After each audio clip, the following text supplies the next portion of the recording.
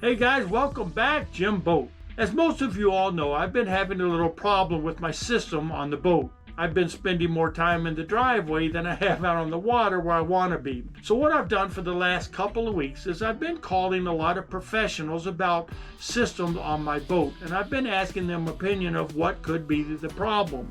They've asked me, how is the system set up? And as soon as I would tell them how my system was set up, they would all tell me one thing, that my system is janky. Now, of course, they didn't use the word janky, but what I mean by the word janky is that it's as if I was trying to play a 9-hole game of golf in a spacesuit. I could probably get it done, but I'd have to call out from work for about 2 weeks to get it done. The theme was pretty well set. I needed to upgrade my electrical system.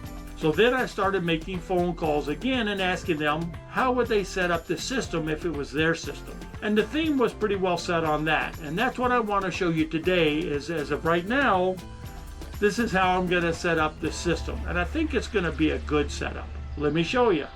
So this is the week of Thanksgiving and most of my neighbors have taken it off. So they're all having a party. That's what the tunes are. So if you see me wiggling up here, it's because I'm listening to the music. But let me show you how I have it set up now and how I'm going to rewire the system. Right now I have these 3 solar panels in series. That's the cable right here. And that goes down and it charges 1 battery. I have these 2 other solar panels hooked in series going down to another battery. So what I'm going to do is I'm going to hook all 5 solar panels, they're 550 watts each, and I'm going to hook them all into one series, and it's going to charge 1 battery. Let me show you how that's going to work. So there's 2, with all the solar panels, I have 2 series of cables going down. I'm going to change that, and there'll only be 1 set of cables coming off of this roof. And that's going to be a lot of voltage, but I think that's going to be really cool. I'll get rid of this other one. That series of solar panels, all 2,000 watts of it will come in through these 2 cables here, in through this shut-off switch, and into the solar charge controller / inverter. The inverter will take all of that wonderful solar, turn it into 48 volts right here, and send it back out of the boat. Let me show you where it goes. That 48 volt coming out of the solar charge controller come out of here. I'm still going to have it run up through the shut-off valve, the positive, go through its fuse, and I'm going to have it go into battery number 1. And the negative's just going to come up and go to here. What I'm going to do differently is I'm going to disconnect this battery totally from the motor. So the motor is only going to run on 2 batteries or 96 volts. This battery will be 100% dedicated for the house current. Now, how am I going to charge these 2 batteries? Well, let me show you. That right there is a battery charger that I had for 1 battery. I'm going to add another battery charger that came with the battery, put it right next to it, and plug it into that receptacle, and then I'll run that cable to the second battery. So both of my motor batteries will get charged through this AC receptacle. They're only about 10 amps. That's a 30 amp receptacle. There should be no problems at all running that. That's also where I'm going to put my Starlink on there, but it doesn't pull any current at all. I'm also going to set up that I'm only going to charge those batteries when the motor is not operating. There's a couple of really good parts about the way that's going to be set up. One thing I noticed when I was out on the water the last time is I didn't have enough solar power, or I thought, to keep that house battery charged up with all the electronics I had running through the house. Now I'm going to have 5 solar panels at 550 watts each solar panels going into 1 battery. I think I'm going to have plenty of solar power to keep that house battery up. And that's really kind of cool to me, so I can keep gaming more often. The other thing that I think is really good is that each motor battery will be charged up evenly. It'll be using the same charge controller that came with the batteries. And it was also suggested that I not charge the batteries while I'm running the motor. That won't be a problem at all, because when I'm sitting in the cove, I'll run the chargers.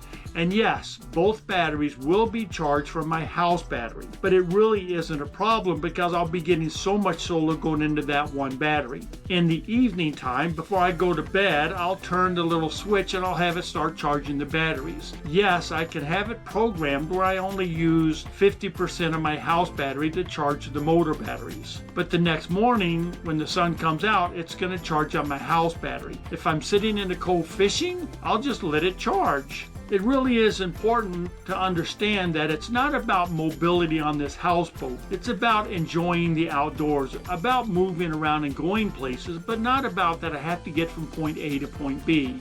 The main concern that I have, which I think has been alleviated, but I won't know until I'm on the water, is that now the motor is only running on 96 volts. That it's not really a problem. The only thing that's going to happen is I'm just going to lose range. Well, range has never been a problem for me. I never even leave the 90% when I get to where I want to go. So I don't think that's going to be a problem at all. You know, I knew when I started this project that I didn't know very much about any of this stuff. From stem to stern, I didn't know much about any of this. And I knew I was going to learn a lot. And I knew that there would be stumbling blocks along the way. But what I really have to keep in mind is I can't be the stumbling block.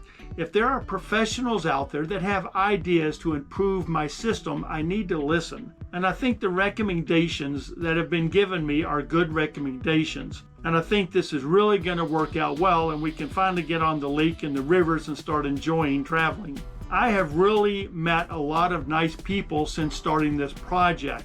And it really is amazing how smart people are and how willing they are to give freely their information. And that is something that's really helped me realize that I want to do the exact same thing when people are trying to do what I'm doing now. I want to give my information and my ideas freely to the next person that wants to do this project. I want people to look at my videos and my YouTube channel and get excited about this technology because the technology is here, it's available, and it does work. I would like to call out one particular person, and it's Mark Walters. Mark, if you'll remember, is the guy that did the conversion on that runabout that we did the video on. I'm going to post a link down below, but he is an expert on solar. And he really explained the benefits of changing the system that I'm going to do. He would be a good resource to reach out to if you're considering doing a do-it-yourself. And lastly, I really would like your all's comments on this video on what you think about the system itself. I would really appreciate the information and the ideas that someone might have. I know there's still a lot of upgrades that I can do within the boat, but once I get a stable system and I can cruise around the lakes and the river with no issues at all, I'm going to start on the internal parts of the electronics.